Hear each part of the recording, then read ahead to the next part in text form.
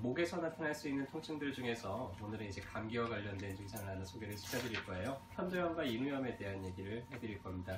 요새 한참 독감도 유행 중이고 감기가 좀 많이 유행 중인데 오늘 하는 내용들 좀 잘 들어놓으면은 몇 가지 좀 참고가 되시기도 할 거예요. 어느 날 갑자기 좀 약간 으슬으슬하더니 목이 침 참기가 좀 따끔거리고 아프면서 또 열도 좀 나고 온몸이 좀 쑤시듯이 아프고 이런 증상들 한 번 정도씩은 아마 경험을 해보셨을 거예요. 우리가 이제 인후염이라 그러면은 인두하고 후두를 합쳐서 부르는데, 인두라는 건 요 코 뒤에 있는 요 공간이에요. 우리가 식도로 넘어가는 길이죠. 그래서 세 군데로 나눠서 뭐 후인두, 아니면 구강인두, 하인두 이렇게 나누기도 하는데 그냥 합쳐서 인두라고 부르게 됩니다. 후두라고 하는 거는 성대로 넘어가는 길이에요. 요 부위가 이제 후두가 됩니다. 해서 그냥 합쳐서 인후두라고 이제 얘기를 하게 되고요. 해서 인두가 붓게 되면은 요 편도 입을 벌려고 목 주변이 이렇게 빨갛게 속 깊이가 빨갛게 변해져 있는 걸 볼 수 있고요. 후두는 눈으로는 관찰하기가 좀 어려워요. 그래서 이렇게 반사경 같은 걸 집어넣어서 저 속을 이제 보게 되면은 요 후두가 이런 식으로 이제 변에 부어 있게 됩니다. 그러면은 목소리도 쉰목소리가 나오거나 목소리가 좀 많이 달라지게 되겠죠. 이 인후두 쪽에는 편도라는 게 있어요. 이 편도가 면역작용을 하는 여러 면역세포들이 모여있는 이런 기관인데, 이 편도들이 이런 코 뒤에도 혀 뒤에도 있고요. 그 다음에 이 구강, 연구개 위에도 있고, 코 뒤쪽에도 위치해 있고, 이렇게 크게 세 가지가 있습니다. 그래서 평소에 보면은 괜찮은데 여기 염증이 생기면 편도가 빨갛게 붓고 이렇게 목젖도 좀 부어 있고 이런 것들을 볼 수가 있죠. 그러면은 침만 삼켜도 막 목이 따갑고 아프고 이런 증상들이 생기게 되죠. 초기에는 약간 뭐가 좀 건조한 느낌이 나거나 숨을 쉬는데 코가 좀 따끔거린다 이런 느낌들로 시작이 되고요. 그러면서 뭔가 좀 이물감 같은 게 느껴질 수도 있고 가벼운 기침 같은 거를 하면서 그러면서 이제 조금 더 진행이 되면은 이제 본격적으로 감기 증상이 나타나기 시작을 합니다. 머리도 아프고 목이 쉬기도 하고 그 다음에 뭐 이제 침 삼킬 때 좀 본격적으로 이제 아프기도 하고 이런 몸살 기운 같은 것도 많이 나타나게 되죠. 이제 말기로 가게 되면은 목이 많이 말라요. 통증도 많이 심해지고 간질간질거리면서 나도 모르게 참지 못하는 기침이 나기도 하고 목소리가 완전히 이제 뭐 쉬어버리거나 이런 증상들이 나타날 수도 있겠죠. 이 편도가 상당히 중요한 역할을 해요. 우리가 감기를 다른 말로 하면 상기도 감염이라고 불러요. 기도 중에서 요 코, 다음에 후두, 인두를 합쳐서 상기도라고 부르고요. 거기서 더 깊게 내려가면 이제 기관지, 폐, 이거를 하기도라고 부릅니다. 해서 숨이 들어가는.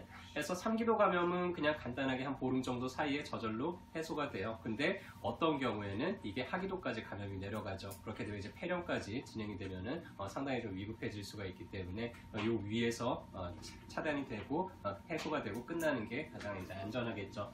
편도가 그런 역할을 해요. 후두로 공기가 이제 넘어올 때, 우리 이 상기도로 공기가 넘어올 때 그 안에 있는 세균이나 바이러스들을 참지를 해서 그런 것들을 이제 제거를 해주고 막아주는 그런 역할을 하고요. 이게 이제 처음 태어나서 3세까지는 계속 좀 자라나요. 보통 한 5세 정도 지나면 다시 조금씩 크기가 줄어들어서 성인이 되면은 그 크기가 많이 줄어들게 되는데, 어려서 이렇게 목감기나 편도염이 계속 반복적으로 좀 걸렸던 사람들, 혹은 특정 어떤 사람들은 이 크기가 줄어들지 않고 계속 남아있기도 하고 상당히 좀 예민하게 반응을 하기도 합니다. 그래서 뭐 한 달에 한두 번씩 계속 이렇게 부었다 가라앉았다 부었다 가라앉았다를 반복을 하게 되기도 하고요. 그래서 그런 경우에는 이렇게 편도를 절제하는 수술을 해주기도 해요. 또 어떤 경우에는 이렇게 결석 같은 게 편도에 껴가지고 냄새가 많이 난다고 해가지고 이제 제거를 해주기도 하는데, 일단은 장단점이 있어요. 일단 제거를 하면은 편도염은 덜 오겠죠. 아무래도 없으니까 이제 붓거나 염증이 생기지는 않을 거예요. 그것 때문에 이제 수면, 뭐 코골이를 하거나 무호흡증이 생겼던 것들도 개선이 되기는 할 텐데요. 근데 문제는 이게 1차적으로 이 공기 중에 있는 세균을 막아주는 역할을 한다 그랬잖아요. 근데 이제 편도를 절제를 했기 때문에 이 하기도 감염이 훨씬 더 잘 생기게 됩니다. 그래서 폐렴이나 기관지염이 생길 가능성이 훨씬 높아지기 때문에 되도록이면은 남겨놓는 게 좋죠. 그래서 일단은 인후염이 생겼다 그러면은 따뜻한 소금물로 가글을 해주면 좋아요. 그리고 점막에서 삼투압을 높여가지고 점막에서 좀 염증들이 잘 빠져나갈 수 있게 해주면 좋고요. 감염력이 상당히 높기 때문에 꼭 마스크 착용하시고, 그 다음에 손을 좀 자주 씻어서 주변 사람들한테 전파가 되지 않도록 하는 게 좋고요. 수분 섭취를 좀 충분하게 해주는 게 좋습니다. 열이 나고 상당히 건조해지거든요. 그래서 수분을 계속 보충을 해줘서 탈수가 되지 않도록만 관리를 해주면은 웬만한 약이나 치료 필요 없이 스스로도 얼마든지 자연적으로 회복이 되게 되고요. 많이 건조해져 있어요. 그래서 가습기를 틀어놓든가 아니면 뜨거운 물로 이렇게 호흡기에 스팀을 좀 떼주거나 하면은 증상을 완화시키는 데 좀 많이 도움이 되고요. 그리고 무엇보다도 내가 몸이 많이 피곤하고 지치고 체력이 떨어졌기 때문에 이런 문제가 와요. 그래서 최근에 좀 과로를 했다 그러면은 하루 이틀 정도는 좀 푹 쉬고 좀 일찍 자고 하면서 체력을 회복하면은 문제가 더 빨리 개선이 될 수가 있죠. 근데 이렇게 몸이 아프다고 해서 진통제 같은 거 먹고 그냥 계속 몸을 과로하게 되면 오히려 훨씬 더 오래 가게 되고 폐렴으로 진행될 가능성이 훨씬 더 높아지게 됩니다. 우리 한의사들은요, 외부에서 오는 나쁜 기운들을 사기라고 부르고요. 이 몸에서 어떤 그런 체력, 면역력, 나쁜 것들을 막아주는 이런 재생력을 정기라고 불러요. 그래서 뭔가 외부에서 들어온 나쁜 기운들을 사라지게 하는 그런 것들도 중요하지만 그런 것들은 이제 양방에서 훨씬 더 잘 발달이 되죠. 항생제라든지 항바이러스제라든지 그런 걸로 세균을 직접 이제 죽이기도 하는데, 물론 한약 중에서도 그렇게 사기를 제거해주는 약들, 안전한 약들이 많이 있습니다. 근데 우리 한의사들은 정기가 얼마나 튼튼하냐를 훨씬 더 중요하게 생각을 해요. 그래서 평상시에 좀 체력 관리를 잘 해주시고요.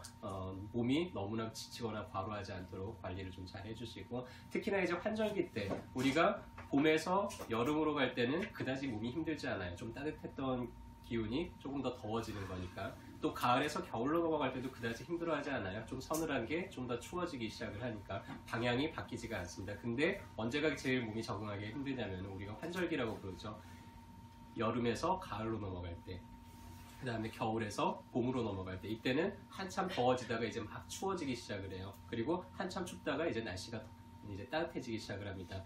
이런 기운의 방향 자체가 바뀌는 때가 환절기예요.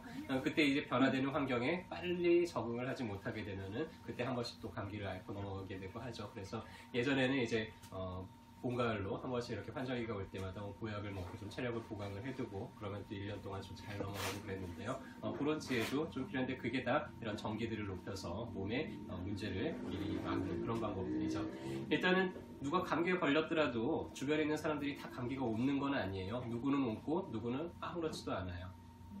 이 감기 바이러스라는 게 여러분들 눈에는 보이지 않지만 이 공기 중에도 어느 정도 계속 떠다니고 있는데, 내가 이제 체력이 떨어지고 면역력이 떨어지면은 이게 이제 내 몸속까지 들어와서 문제를 일으키게 됩니다. 그래서 평상시에 좀 그런 것들을 잘 관리를 해두게 되면은 옆 사람이 아무리 내 옆에서 콜록거리더라도 내가 감기에 걸리거나 이런 것들은 많이 막을 수가 있을 거예요. 저희 한의원에도 감기 환자들이 꽤 많이 있는 편이에요. 그래서 감기가 걸렸다고 얘기를 하시면은 보험약으로 며칠분씩 이렇게 처방을 해드리기도 하고요. 상당히 잘 듣습니다. 우리가 양약에서 감기가 걸렸을 때 주는 약들 보면 콧물 나면은 콧물 멈추는 항히스타민제 같은 거 주죠. 기침 나면은 진해거담제 같은 거 주죠. 열 나면은 해열제 주죠. 몸살 나니까 진통제 같은 거 준단 말이에요. 자, 이 중에서 정말 감기를 낫게 해주는 약이 있을까요? 아니요. 감기에 나타나는 증상을 잠깐 멈춰주기는 하더라도 감기가 낫지는 않아요. 그래서 실제로 몸에서 이런 문제들을 좀 빠르게 해결할 수 있도록 도와주는 것은 한약 처방들이 훨씬 더 좀 뛰어난 것 같고요. 어떤 경우에는 목이 막 부어가지고 따끔거리고 침도 못 삼킬 정도로 아프던 사람이 침을 딱 꽂자마자 바로 침을 삼키는데 하나도 안 아파지기도 하고, 그래서 침치료로도 상당히 좀 감기가 잘 낫는 편입니다. 그리고 최근에는 또 독감이 많이 유행 중인데요. 저희 한의원에도 이런 혹시 독감이 의심되는 분들이 있으면은 간단한 이제 검사를 통해 가지고 독감을 좀 판별을 해드리고 검사를 해드리기도 하니까요. 자, 그래서 이제 좀 감기 기운이 있거나 목이 좀 붓고 아파요. 어디 가서 치료를 받으면 더 좋을까요?